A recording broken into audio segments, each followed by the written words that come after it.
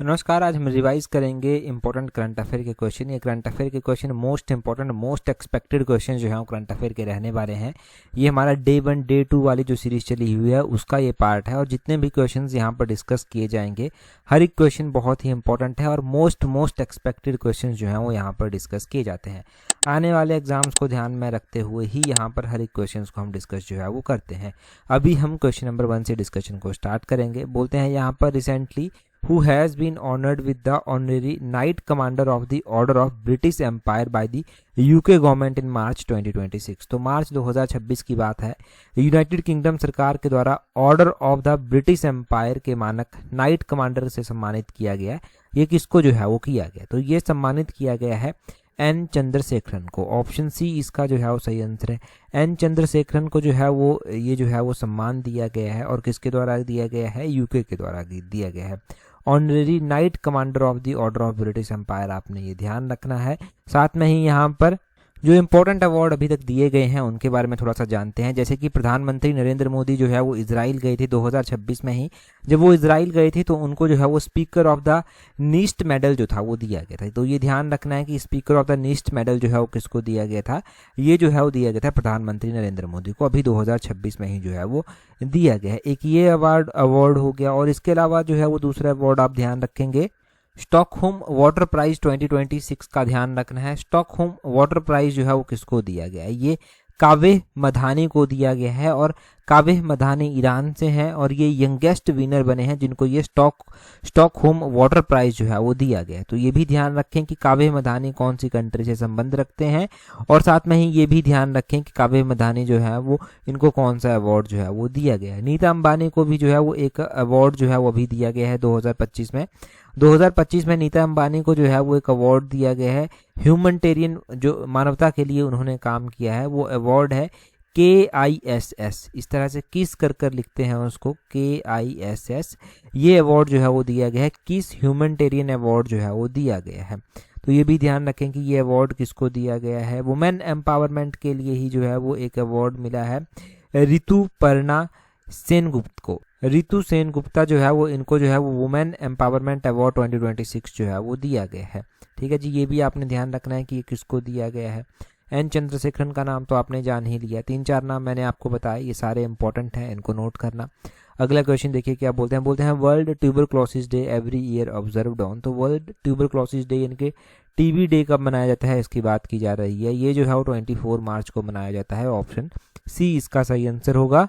2026 में जो world tuberculosis day मनाया गया, इसकी थीम क्या रखी गई थी, इसकी थीम रखी गई थी yes we can end TB. ये इसकी थीम जो था वो रखी गई थी। ठीक है, ये आपने ध्यान रखना है कि इसकी थीम क्या रखी गई थी, ये इंपॉर्टेंट है वर्ल्ड ट्यूबरक्लोसिस डे। और भी बहुत सारे डे जो है वो मनाए गए हैं मार्च महीने में। मार्च महीने में जो इंपॉर्टेंट डे मनाए गए हैं उनमें से पहली मार्च को जो है वो विश्व नागरिकता सुरक्षा दिवस मनाया गया है और उसके बाद जो है वो 3 मार्च को सबसे इंपॉर्टेंट डे मार्च महीने का विश्व वन्य जीव अभ्यारण्य डे जो है वो मनाया गया है। विश्व वन्य जीव अभ्यारण्य मतलब वर्ल्ड वाइल्ड लाइफ डे जो है वो मनाया गया है।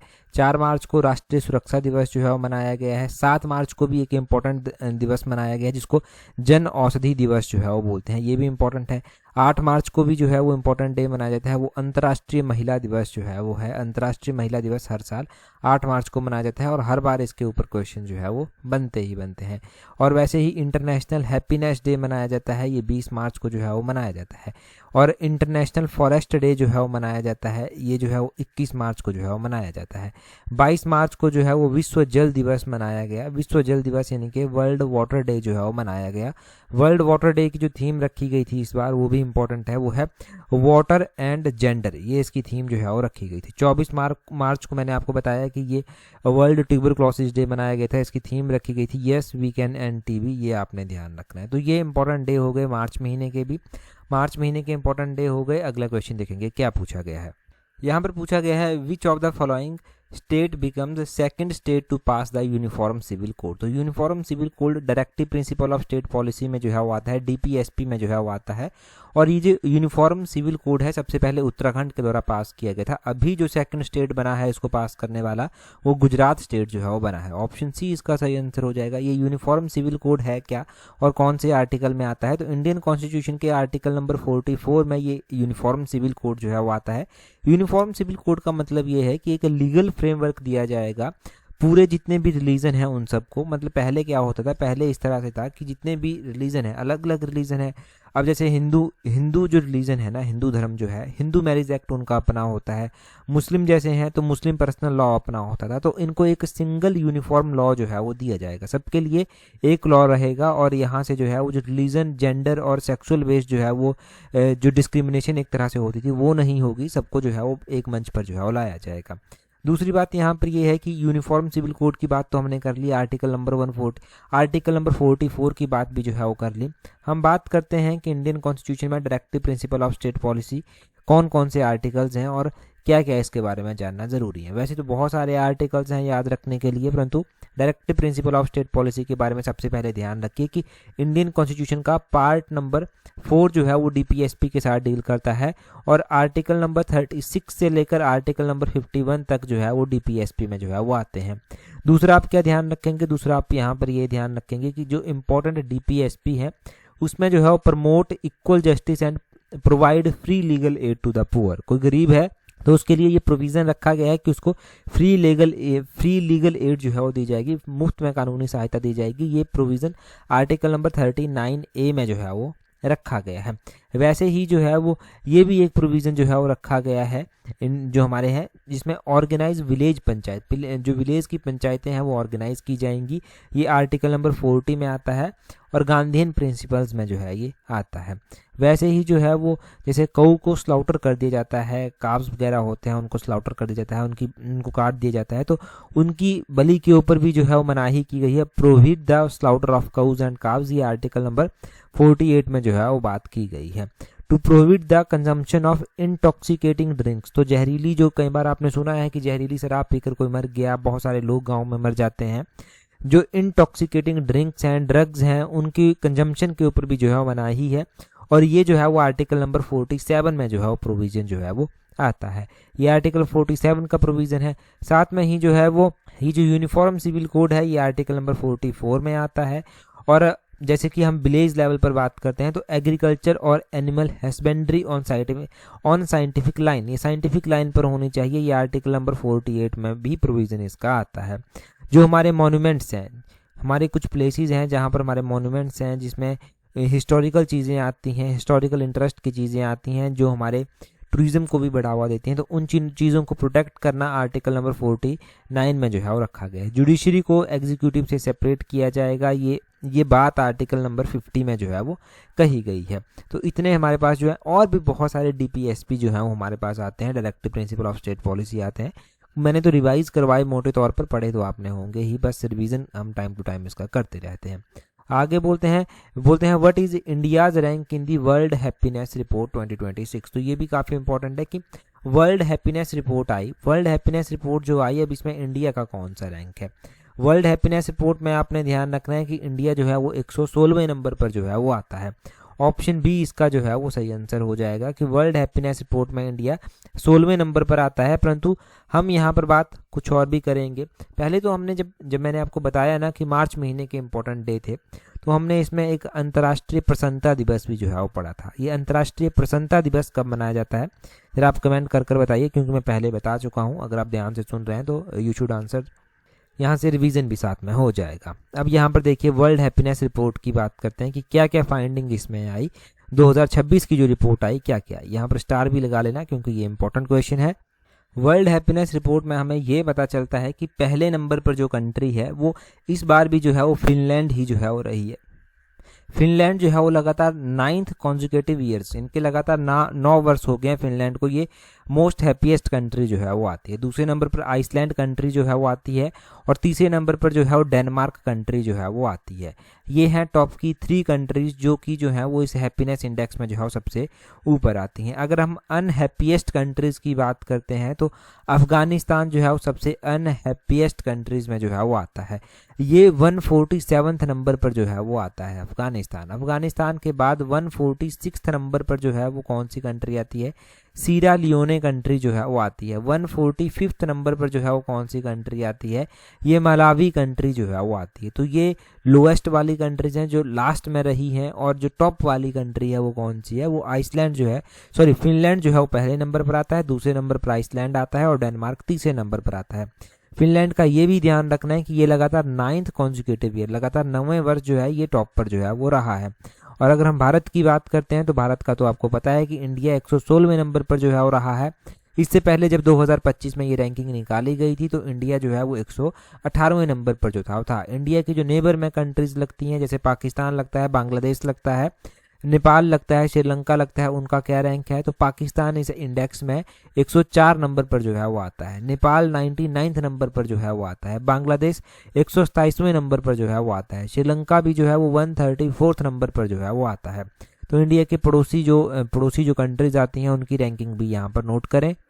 अगला क्वेश्चन देखिए, नेक्स्ट क्वेश्चन में क्या पूछा गया है, परंतु अगला क्वेश्चन हम डिस्कस करें उससे पहले अगर आप तैयारी कर रहे हैं अपकमिंग पंचायत सेक्रेटरी के एग्ज़ाम के लिए, आप तैयारी कर रहे हैं अगर आने वाले पटवारी के एग्ज़ाम के लिए, तो आप हमारी कॉम्प्रिहेंसिव टेस्ट सीरीज के स्लॉट 4 के साथ जो है वो जुड़ सकते हैं, जिसमें ये दोनों एग्ज़ाम कवर हो जाएंगे। साथ में ही मैंने आपको बताया था कि टीचर का एग्ज़ाम निकला हुआ है। अब देखिए टीचर का एग्ज़ाम जो निकला हुआ है, अब इस एग्ज़ाम में क्या है, इस एग्ज़ाम में है बड़ा ही लिमिटेड टाइम आपके पास। अब इतने टाइम के लिए कौन सी टेस्ट सीरीज आप बाई करेंगे। अब देखिए इसमें जो थोड़ी बहुत जीके आएगी आपके लिए, उसको आप इस स्लॉट 4 में ज्वाइन कर जो है वो कवर कर सकते हैं। स्लॉट 4 को अगर आप ज्वाइन करते हैं तो जीके आपकी यहाँ से पक्की हो जाएगी, करंट अफेयर वगैरह आप रिवाइज कर सकते हैं। साथ में ही जो है वो आप जब एग्ज़ाम आपका हो जाएगा तो पटवारी पंचायत सेक्रेटरी के लिए भी आप साथ में तैयारी कर सकते हैं। तो ये आपके लिए बड़ी पॉकेट फ्रेंडली टेस्ट सीरीज रहने वाली है, जिसका लिंक नीचे डिस्क्रिप्शन बॉक्स कमेंट बॉक्स में जो है वो दिया गया है। अगर आप तैयारी जूनियर ऑफिस असिस्टेंट के एग्जाम के लिए कर रहे हैं तो उसकी टेस्ट सीरीज का लिंक भी नीचे डिस्क्रिप्शन बॉक्स कमेंट बॉक्स में दिया गया है, आप उसको भी ज्वाइन कर सकते हैं। नीचे डिस्क्रिप्शन बॉक्स कमेंट बॉक्स से ज्वाइन कर लेना टाइमली। अगला क्वेश्चन देखिए क्या बोलते हैं यहाँ पर पूछा गया है the union cabinet has approved changing the name of the state from Kerala to Keralam under which article. तो बोलते हैं कि किस आर्टिकल के तहत जो है वो केरल का नाम केरलम जो है वो बदलने की मंजूरी जो है वो मिली है। तो केरल का नाम बदलकर अब केरलम जो है वो कर दिया गया है, और ये जो है वो कौन से आर्टिकल के तहत मंजूरी दी गई है, ये आर्टिकल नंबर 3 के तहत मंजूरी जो है वो दी गई है। ऑप्शन सी इसका जो है वो सही आंसर हो जाएगा। अगर इंडियन कॉन्स्टिट्यूशन में आप देखते हैं तो एक आर्टिकल नंबर 1 सबसे पहले आता है, आपको पता होना चाहिए। ये name and territory of union की किसी स्टेट का क्या नाम होगा, उसकी टेरिटरी कितनी होगी, उसके साथ ये डील करता है। और उसी तरह हमारे पास आर्टिकल नंबर 3 जो है वो आता है। आर्टिकल नंबर 3 बात करता है changing the name of state, किसी भी स्टेट का नाम चेंज करना है तो इस आर्टिकल नंबर 3 में जो है वो बात की गई है। और ध्यान रखना है कि कौन सा पार्ट इसमें डील करता है, तो इंडियन कॉन्स्टिट्यूशन का पार्ट 1 जो है वो आता है। पार्ट 1 जो है वो इसमें आर्टिकल नंबर 1 से लेकर आर्टिकल नंबर 4 तक जो है वो आर्टिकल आ जाते हैं, जिसमें यूनियन और उनकी टेरिटरी की सारी बात जो है वो की गई है। उसी तरह हमारे पास इंडियन कॉन्स्टिट्यूशन का पार्ट 2 जो है वो आता है। मैंने पहले भी बताया था कल परसों की ये पार्ट 2 जो है वो सिटीजनशिप की बात जो है वो करता है, और इसमें आर्टिकल नंबर 5 से लेकर आर्टिकल नंबर 11 तक जो है वो आर्टिकल आते हैं। वैसे ही इंडियन कॉन्स्टिट्यूशन का जो है पार्ट 3 आता है। ये सबसे इंपॉर्टेंट भी है क्योंकि ये बात करता है फंडामेंटल राइट्स के साथ। फंडामेंटल राइट्स आर्टिकल नंबर 12 से आर्टिकल नंबर 35 तक जो है वो आते हैं। Directive principle of state policy थोड़ी देर पहले मैं बता रहा था, मैंने बताया पार्ट 4 उनके साथ डील करता है, परंतु वैसे ही एक पार्ट 4A भी जो है वो आता है। आपको पता होना चाहिए कि ये फंडामेंटल ड्यूटीज के साथ जो है वो डील करता है। अभी इलेक्शंस जो है वो आ रहे हैं, तो इलेक्शन कमीशन के साथ जो है वो कौन सा आर्टिकल जो है वो डील करता है, कौन सा पार्ट इंडियन कॉन्स्टिट्यूशन का डील करता है। तो आपने ध्यान रखना है कि इंडियन कॉन्स्टिट्यूशन का पार्ट नंबर 15 जो है वो उसके साथ जो है वो डील करता है। हिमाचल प्रदेश में हो रहे हैं अभी पंचायतों के इलेक्शन, ठीक है। पंचायतों की अगर हम बात करते हैं तो इंडियन कॉन्स्टिट्यूशन का कौन सा पार्ट पंचायतों के साथ डील जो है वो करता है। तो आपने ध्यान रखना है इंडियन कॉन्स्टिट्यूशन का पार्ट नंबर 1X यानी कि 9 पार्ट नंबर जो है इसके साथ जो है वो डील करता है। वैसे ही जो है वो म्यूनिसिपैलिटीज़ में भी इलेक्शन हो रहे हैं, म्यूनिसिपल काउंसिल्स भी हमारे पास यहाँ पर है, म्यूनिसिपल कॉर्पोरेशंस भी हमारे पास हैं। तो म्यूनिसिपैलिटीज़ की बात जो है वो इंडियन कॉन्स्टिट्यूशन के पार्ट 9A में जो है वो की गई है। ये ध्यान रखें, पार्ट 9A में किसकी बात जो है वो की गई है। तो ये पार्ट आपने मोटे तौर पर रिवाइज कर लिए। अगला क्वेश्चन देखिए, इसमें कन्फ्यूजन भी था तो वो कन्फ्यूजन भी दूर करेंगे और थोड़ा डिटेल से भी जो है वो डिस्कस कर लेंगे। बोलते हैं what is the rank of India in Henley passport index 2026। तो ये हेनले पासपोर्ट इंडेक्स 2026 आया। अब बोलते हैं इसमें भारत का क्या रैंक रहा। तो इसमें भारत का जो रैंक रहा वो 75th रैंक जो है वो भारत का जो है वो रहता है। 2026 में ये हेनले पासपोर्ट इंडेक्स जो है वो आया। इससे पहले जब 2025 में आया था तो हमने 85th रैंक भारत का जो है वो उस टाइम जो है वो पढ़ा था। अब बोलते हैं कि इसमें टॉप का रैंक जो है वो किसका रहा, क्योंकि HPRC का एक एग्जाम मैं देख रहा था, उसमें टॉप का रैंक जो है वो हेनले पासपोर्ट इंडेक्स में जो है वो पूछा गया था। तो वो सिंगापुर है। सिंगापुर कंट्री ऐसी है जो टॉप में जो है वो रही है। सिंगापुर जो है वो हेनले पासपोर्ट इंडेक्स में जो है वो टॉप में रही है। और वैसे ही जो है वो सिंगापुर टॉप में रहा है। इंडिया जो है वो 75th पोजीशन पर जो है वो रहा है। ये हेनले पासपोर्ट इंडेक्स हर बार निकाला जाता है, हर बार लगभग इससे क्वेश्चन बनते ही बनते हैं। अफगानिस्तान, इराक, सीरिया जैसी कंट्रीज हैं वो सबसे नीचे जो है वो रही है, ये भी पता होना चाहिए। और देखिए सिंगापुर जो है वो टॉप पर रहा है। और बोलते हैं कि सिंगापुर के बाद दूसरे नंबर पर जो है वो जापान रहा है और तीसरे नंबर पर जो है वो साउथ कोरिया रहा है। तो वैसे दूसरा तीसरा नंबर भी जो है वो आपसे पूछा जा सकता है। ठीक है जी, तो इंडिया का रैंक पहला दूसरा तीसरा नंबर, लास्ट के रैंक आपको पता चल गए, इतना आप याद रख लेंगे तो एनफ रहेगा। नेक्स्ट क्वेश्चन देखिए, नेक्स्ट क्वेश्चन में हमसे क्या पूछा गया है। बोलते हैं what is India's rank in network readiness index 2025। तो बोलते हैं कि नेटवर्क रेडीनेस इंडेक्स 2025 में इंडिया का क्या रैंक जो है वो रहा है। तो नेटवर्क रेडीनेस इंडेक्स निकाला गया, इसमें इंडिया का रैंक 45th जो है वो रहा है। 45वां नंबर जो है वो नेटवर्क रेडीनेस इंडेक्स में भारत का जो है वो रहा है। नेटवर्क रेडीनेस इंडेक्स जो है वो प्रिपेयर किया जाता है किसके द्वारा, एक जो है वो पोर्टलैंड इंस्टीट्यूट से है, and independent non profit research institute ये है जिसके द्वारा ये जो है वो तैयार किया जाता है। ये एक एजुकेशनल इंस्टीट्यूट है जो कि वॉशिंगटन DC बेस्ड जो है वो है। इसमें 127 इकोनॉमिक्स को जो है वो एनालाइज किया जाता है। इसमें जो है वो 4 तरह के पिलर जो है वो रहते हैं जिनके ऊपर जो है वो रैंकिंग की जाती है। एक टेक्नोलॉजी बेस्ड रहता है, एक पीपल बेस्ड रहता है, एक गवर्नेंस बेस्ड रहता है और एक इम्पैक्ट बेस्ड रहता है। टेक्नोलॉजी में digital infrastructure access, future technology ये सब आता है। पीपल में skill, digital inclusion, work force readiness ये सब आता है। और गवर्नेंस में regulation, trust, security, policy, environment ये सब आता है। इम्पैक्ट में इकोनॉमिक इम्पैक्ट, सोशल इम्पैक्ट और एनवायरमेंटल आउटकम इम्पैक्ट जो है ये सब जो है वो आते हैं। अब बोलते हैं इंडिया क्लाइम्ड 4 पोजीशन और 45th रैंक जो है वो इंडिया का जो है वो रहा है विद इट्स स्कोर जो इंडिया का रहा है 2024 में 53.63 था और 2025 में 54.43 जो है वो इंडिया का स्कोर जो है वो यहाँ पर रहा है। तो ये आपने जो है वो ध्यान रखना है। ये सारा का सारा मैंने आपको इस नेटवर्क रेडीनेस इंडेक्स के बारे में जो है वो बता दिया, किसके द्वारा तैयार किया जाता है, इंडिया का रैंक क्या क्या इसके पिलर थे, इतना ही इसके बारे में पूछा जा सकता है, इतनी ही संभावना है पूछे जाने की। अगला क्वेश्चन भी इंपॉर्टेंट है। बोलते हैं who is set to become Kerala's first women जज विद टोटल विजुअल इम्पेयर। तो केरल की पहली पूर्ण दृष्टि बाधित जो है वो इनके 100% ब्लाइंड महिला न्यायाधीश जो है वो बनी है। ये कौन जो है वो बनी है, तो ये बनी है, ये जो है वो थान्यानाथन सी जो है वो बनी है। थान्यानाथन सी, ऑप्शन बी इसका जो है वो सही आंसर है। केरल की है, ये वही केरल है जिसकी हम बात कर भी रहे थे कि केरल का नाम चेंज कर दिया गया, आर्टिकल 3 का इस्तेमाल कर केरल का नाम केरल से चेंज कर केरलम रखा गया। और बोलते हैं अब केरल की पहली वुमेन जज भी बनी है विद 100% ब्लाइंड, ये मतलब 100% विजुअली इम्पेयर्ड है, तो इनका नाम भी जो है वो आपने ध्यान रखना है। अगर हम जुडिशियल सिस्टम की जो है वो बात करते हैं तो जुडिशियल सिस्टम की बात करने के लिए हमारे पास कुछ ज़्यादा है नहीं। हमारे पास एक तो है कि प्रेजेंट टाइम में जो है वो चीफ जस्टिस ऑफ इंडिया जो है वो कौन है। एक तो ये क्वेश्चन पूछा जा सकता है कि चीफ जस्टिस ऑफ इंडिया कौन है, कौन से नंबर के ये हैं। तो प्रेजेंट टाइम में जस्टिस सूर्यकांत है, 53rd नंबर के जो है ये चीफ जस्टिस ऑफ इंडिया जो है वो हैं। तो इसके अलावा ये पूछा जा सकता है कि chief justice of Himachal Pradesh high court जो है वो कौन है। Chief justice of Himachal Pradesh high court justice Gurmeet Singh Sandhawalia का नाम आपने ध्यान रखना है, ये हिमाचल प्रदेश हाई कोर्ट के चीफ जस्टिस हैं, यही हम यहाँ से ध्यान रखेंगे। अगर जुडिशियल सिस्टम की बात हो ही रही है तो यहाँ पर मैं आपको एक और बात बता दूँ कि world day for international justice भी मनाया जाता है। ये जुलाई महीने की 17 तारीख को जो है वो मनाया जाता है, ये आपने ध्यान रखना है। और इंटरनेशनल हमारे पास जो है वो क्या इस तरह से कोई इंटरनेशनल कोर्ट भी आता है, जैसे इंडिया में सुप्रीम कोर्ट है वैसे ही क्या इंटरनेशनल लेवल पर भी आता है, तो वैसे ही हमारे पास इंटरनेशनल कोर्ट ऑफ जस्टिस भी जो है वो आता है। ये जो इंटरनेशनल कोर्ट ऑफ जस्टिस आता है इसका हेडक्वार्टर कहाँ पर स्थित है, ये क्वेश्चन पर पूछा जाता है।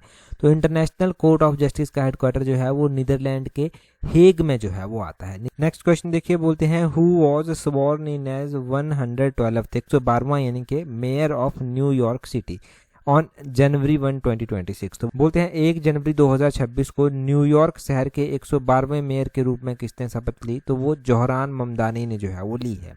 न्यूयॉर्क के मेयर के रूप में इन्होंने शपथ ली है, तो इनका नाम इंपॉर्टेंट हो जाता है। इंडियन ओरिजिन के हैं, मतलब खुद तो वहीं पर पले बड़े होंगे परंतु इनके पेरेंटल में जो है वो कहीं ना कहीं पर लिंक इंडिया के साथ जुड़ते हैं, जोहरान ममदानी। तो ये 112वें नंबर के मेयर बने हैं न्यूयॉर्क सिटी के, और न्यूयॉर्क जैसी सिटी के मेयर बनना बहुत बड़ी बात है अपने आप में। और वहाँ पर मेयर के पास जो है वो पावर्स भी ज़्यादा होती हैं एज़ कम्पेयर टू अगर हम इंडिया में देखेंगे। हाँ, इंडिया में भी जो बड़ी सिटीज़ हैं आपकी मुंबई जैसी सिटीज़ हैं, वहाँ पर जो मेयर होते हैं उनके पास काफ़ी पावर जो है वो उनके पास भी होती है। ठीक है जी, ये आपने नोट करना है यहाँ पर। अगला क्वेश्चन देखिए, बोलते हैं what was the name of Venezuela president who was captured by the US forces in a military raid on Caracas on January 3, 2026। तो एक तो बात ध्यान रखें कि उस टाइम जब पढ़ा था तब तो सब याद रहता था, परंतु अब धीरे धीरे भूलना भी स्टार्ट हो गया है। बोलते हैं वेनेजुला के ऊपर जो है वो प्रेसिडेंट डोनाल्ड ट्रंप ने जो है वो वहाँ पर एक तरह से जो है वो मिलिट्री रेड करवाई और वहाँ के जो प्रेसिडेंट हैं उनको जो है वो कैप्चर कर लिया गया। अब बोलते हैं वेनेजुला की एक तो कैपिटल पता होनी चाहिए, दूसरा पता होना चाहिए उस राष्ट्रपति का नाम जिसको कैप्चर किया गया। वेनेजुला की कैपिटल है कैराकस, ये ध्यान रखना है। और राष्ट्रपति का नाम ध्यान रखें, निकोलस मदुरो जो है वो उनका नाम है। निकोलस मदुराओ को जो है वो वहाँ से जो है वो क्या किया गया, अरेस्ट एक तरह से कहिए या फिर कैप्चर जो है वो कर लिया गया। अब देखिए वेनेजुला की कैपिटल भी पता चल गई। अब हम यहाँ पर नोबेल पीस प्राइज़ की बात भी जो है वो कर लेते हैं। बात नोबेल पीस प्राइज़ की करना ज़रूरी है यहाँ पर। क्यों ज़रूरी है यहाँ पर? इसलिए ज़रूरी हो जाता है क्योंकि 2025 में डोनाल्ड ट्रंप ये बोलते थे कि मैंने पीस एस्टेब्लाइज करने में बहुत इंपॉर्टेंट रोल प्ले किया है, तो मुझे नोबेल पीस प्राइज़ जो है वो मिलना चाहिए। चलो ठीक है, उनको नहीं मिला। उनके बजाय जो है वो वेनेजुला की हैं मारिया कोरिना माचादो, उनको जो है वो नोबेल पीस प्राइज़ जो है वो मिला। और मारिया कोरिना माचादो जो है वो वेनेजुला की ही हैं और वेनेजुला के ही प्रेसिडेंट को जो है वो कैप्चर कर लिया गया। अब मारिया कोरिना माचादो को इसलिए ये पीस प्राइज़ मिला था, इन्होंने डेमोक्रेसी भी जो है वो वहाँ पर लाने में हेल्प की थी, या फिर डेमोक्रेटिक राइट्स को लेकर जो है वो आवाज़ वहाँ पर जो है वो उठाई थी, इसलिए भी इनको ये नोबेल पीस प्राइज़ दिया गया 2025 का।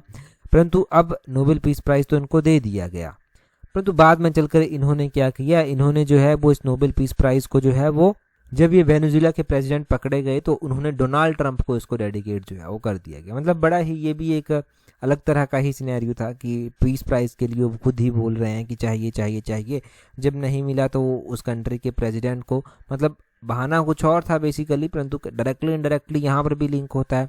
और जिसको नोबेल पीस प्राइज़ मिला था उन्होंने क्या किया, वो डोनाल्ड ट्रंप को जो है वो डेडिकेट उसको जो है वो कर दिया। तो इस तरह से भी जो है वो इंटरनेशनल रिलेशंस में होता है।